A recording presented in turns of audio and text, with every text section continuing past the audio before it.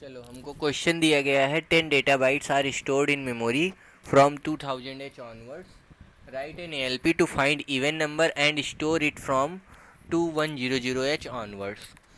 तो सबसे पहले हमें इवन नंबर अगर फाइंड करना है तो हम क्या कर सकते हैं, हमें पता होना चाहिए अगर कोई बाइनरी में नंबर लिखा हुआ है, जैसे सपोज दैट 11111, तो इसकी जो एलएसबी होगी ये होगी 1 इंटू 2 की पावर 0, फिर ये होगी 1 इंटू 2 की पावर 1, 1 इंटू 2 की पावर 3, ऐसे होगी।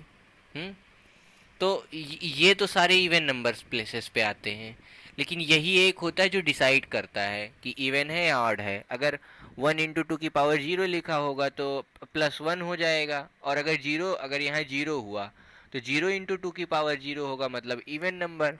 तो यानी अगर यहाँ जीरो है तो इवन नंबर है बाइनरी में, और अगर 1 है तो ये ऑड नंबर है। तो हमें ये पता चल गया कि ये इवन ऑड कैसे करना है, ये डिसाइड हो गया। अब डेटा हम क्या करेंगे, एक्यूमुलेटर में लाके रख लेंगे। अब एक्यूमुलेटर पे क्या करेंगे, जैसे मान लो एक्यूमुलेटर में अपना डेटा रखा हुआ है 7 डिजिट का ऐसे ऐसे। मतलब ये मान लो एलएसबी है। अब हम क्या करेंगे, rotate right RRC without carry करेंगे। आरआरसी जब करेंगे तो डेटा ऐसे रोटेट होगा। हम्म और साथ ही साथ कैरी फ्लैग में जो यहाँ पे वैल्यू रहेगी वो स्टोर हो जाएगी। अगर मान लो 1 स्टोर हो गया तो हम बोलेंगे कि ये ऑड नंबर है, और अगर 0 स्टोर हो गया कैरी फ्लैग में तो हम बोलेंगे इसे इवन नंबर है। और फिर उसके बाद हम क्या करेंगे, जब स्टोर करना होगा इवन ऑड को तो हम इसके लिए आर एल सी कर देंगे, एक बार उल्टा रोटेट कर लेंगे। तो इससे जो हमारा नंबर है वो फिर से वैसे का वैसे हो जाएगा। तो हमने सबसे पहले क्या किया, L X I H 2000 H जहाँ पे डेटा दिया गया था उसको हमने ला के रखा। फिर M V I C comma 0 A, ये हमने काउंटर के लिए किया क्योंकि 10 डेटा बाइट्स हैं। 12 होती तो ए बी सी लिखते। फिर एल एक्स आई डी किया, 2100 एच किया जहाँ पे हमें स्टोर करना है डी लोकेशन पे। फिर हमने क्या किया, मूव ए कॉमा एम, मेमोरी में से डेटा यानी इसकी लोकेशन पे जो डेटा है मेमोरी पर उसको उठाया ए में भेजा। फिर आर आर सी किया, एकुमुलेटर में राइट रोटेट विदाउट कैरी किया। ठीक। अब अगर कैरी की वैल्यू 1 है, कैरी फ्लैग की वैल्यू 1 है, तो नंबर क्या होगा, ऑड होगा। हम्म अगर नंबर ऑड होगा तो हमें कुछ नहीं करना है, ये स्टेप पे आखिरी पे चले आना है। लेकिन अगर नंबर लेकिन अगर नंबर जो है क्या कहते हैं, इवन है, नंबर अगर इवन है तो हमें रोटेट लेफ्ट करना है, रोटेट लेफ्ट विथ कैरी करना है, और हमारा ओरिजिनल डेटा हो गया, फिर उसको डी में स्टोर कर देना है और डी को इंक्रीज कर देना है। अगर अगर हमारा नंबर ऑड है तो हमने ये जंप स्टेटमेंट यूज किया है सीधा यहाँ पे आई एन एक्स एच पे। ठीक है, सीधा लास्ट में आ जाओ। और फिर डी सी आर सी क्या करेगा, डी सी आर सी जो हमारा है लू चेकिंग करने के लिए कंट्रोल काउंटर रखा है सी से। ठीक, तो सी घटता जाएगा, 10 बार घटेगा, J N Z L two करेगा, यानी एल टू कहाँ है, यहाँ पे, यहाँ से सीधा यहाँ भेज देगा। फिर उसके बाद हम हाल्ट कर देंगे। नेक्स्ट क्वेश्चन है, 20 data bytes are stored in memory from 2000 onwards. ठीक, और हमको क्या करना है, write an L P to find even number और ऑड नंबर। अगर इवन नंबर है तो हमें स्टोर करना है 2100 एच पे, एंड अगर ऑड नंबर है तो उसे हमें स्टोर करना है 2200 एच पे। तो किस नंबर को चेक करना है उसको हमने मेमोरी में ले लिया, L X I H 2000 H, B B में और डी में हमें स्टोर करना है, बी में इवन स्टोर करना है, डी में ऑड स्टोर करना है। फिर हम क्या करेंगे, मूव ए कॉमा एम किया, मेमोरी का डेटा ए पे ले गए, एक्यूमुलेटर पे आर आर सी किया। फिर आर आर सी करने के बाद J N C L one, अगर नंबर जो है कैरी आया है, कैरी आने का मतलब ये है कि नंबर जो है यहाँ आर आर सी, ठीक है, J N C L one का मतलब है कि नंबर क्या है, carry, jump if not carry. Not carry का मतलब हुआ कैरी अगर ना आया हो तो, यानी ये है कैरी कब नहीं आएगा, कैरी फ्लैग की वैल्यू 1 है तो हम लिखेंगे, तो ये जंप नहीं करेगा, jump if not carry, carry flag की वैल्यू 0 होगी तब ये जंप नहीं करेगा। तो यानी यहाँ पे हो गया इवन नंबर। इवन नंबर को हमें कहाँ स्टोर करना था, 2100H पे, 2100H में, यानी LXI B वाले स्टेटमेंट के लिए। तो हमने इसके लिए लिखा स्टैक्स B, ठीक। और फिर RLC किया,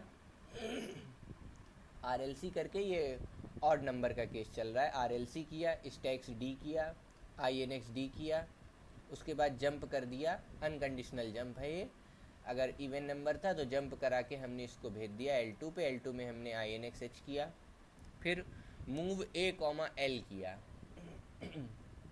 मूव A, L, L में एक्यूमुलेटर का डेटा लाया। और L हमने क्यों किया, मतलब अगर हम H को अपना इंक्रीज करते जा रहे हैं मेमोरी लोकेशन, तो वो 2000, फिर 2001, 2002 ऐसे ऐसे जाती जाएगी। तो हमें ध्यान देना है कि हमारा नंबर कहाँ तक है, 2014 तक है। 20 डेटा बाइट्स ना, 20 को हेक्साडेसिमल में 14 बोलते हैं।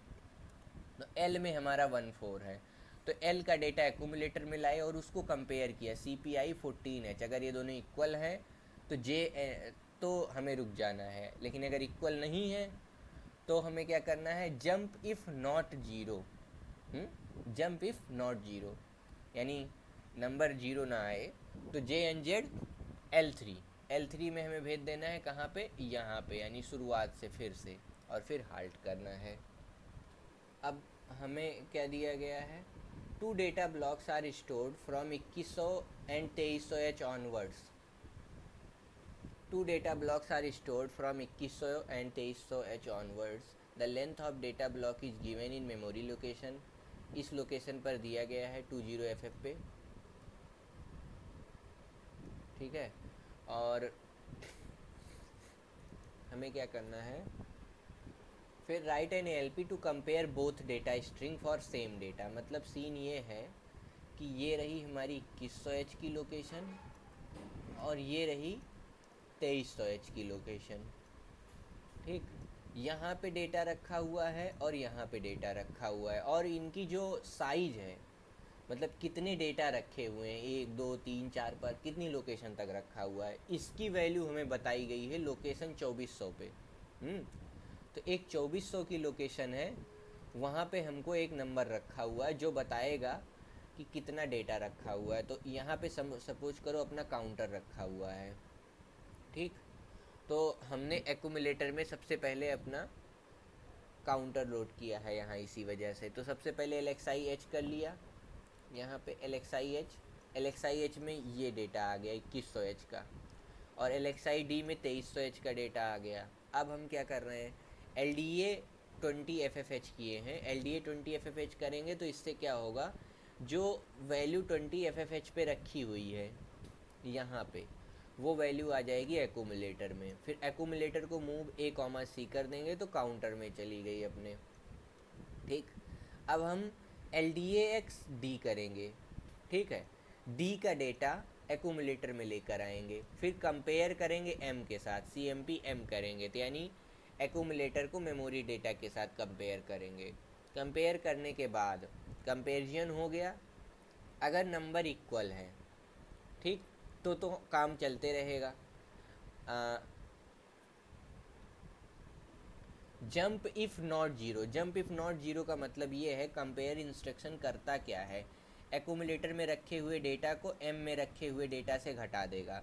घटाने के बाद अगर रिजल्ट जीरो आता है, मतलब अगर जीरो आता है तो इसका मतलब क्या हुआ, जेड फ्लैग की वैल्यू क्या होगी, जीरो फ्लैग की वैल्यू ये जीरो होगी, और जीरो फ्लैग की वैल्यू जीरो होगी। अगर जीरो आता है तो जीरो फ्लैग की वैल्यू 1 हो जाएगी, क्योंकि number is a zero number. तो जेड फ्लैग में 1 स्टोर हो जाएगा, और जेड फ्लैग में 1 स्टोर हो जाएगा, और कैरी फ्लैग में कोई कैरी नहीं जनरेट होगा, तो कैरी फ्लैग में 0 स्टोर हो जाएगा। तो इसीलिए हमने लिखा है जंप इफ़ नॉट जीरो, मतलब अगर जेड फ्लैग की वैल्यू 1 है तब तो अपना काम ठीक है, लेकिन अगर जेड फ्लैग की वैल्यू 1 नहीं है, जेड फ्लैग की वैल्यू 0 है, ऐसे केस में जे एन जेड L1, ठीक है, J N Z L1 jump if not zero, ठीक। तो जंप इफ़ नॉट ज़ीरो में जेड फ्लैग की वैल्यू, तो अगर मान लो नंबर अनइक्वल आया तो हम सबसे लास्ट में प्रोग्राम को लेके जाएंगे और यहाँ हमने L1 लिखा हुआ है, L1 लिखा हुआ है, L1 में लिखा है MVIA00H, एक्यूमुलेटर में हमने 00H डाला, फिर store accumulator data eight 2400H, यानी हमने यहाँ पर डायरेक्ट एड्रेसिंग मोड का यूज कर लिया। ध्यान रहे इसको लूप के बीच में नहीं यूज करना है, लूप से बाहर यूज किया इसीलिए हमने L1, ठीक। अब उसके बाद अगर नंबर इक्वल हैं तो हमें उसी सीरीज में काम अपना चलता रहेगा, नंबर अगर इक्वल हैं तो ऐसे ही काम चलता रहेगा। INX D करेंगे, लोकेशन को इंक्रीज करेंगे, DCR-C करेंगे, यानी अपने काउंटर को घटाएंगे। JNZ-L2 अगर काउंटर की वैल्यू इक्वल नहीं आती है, मतलब ज़ीरो नहीं आती है, जब तक ज़ीरो नहीं होती तब तक हमें L2 पर जंप करना है यहाँ पर। तो यानी ये प्रोसेस चलती रहेगी चेकिंग की। अब मान लो चेकिंग की प्रोसेस हो चुकी है और हमारा प्रोग्राम कभी भी बीच में कभी भी हमारा प्रोग्राम यहाँ से जंप करके L1 पर नहीं गया है, ठीक है। उस केस में क्या होगा, MVIA, FFH करेंगे, यानी A में हम FF डालेंगे और स्टोर करेंगे 2400H पे। फिर हम अनकंडीशनल जंप का यूज किया है, JMP L3, सीधा L3 स्टेटमेंट पर जंप, जो कि L3 स्टेटमेंट अपना हाल्ट है, मतलब प्रोग्राम कंप्लीट हो जाएगा।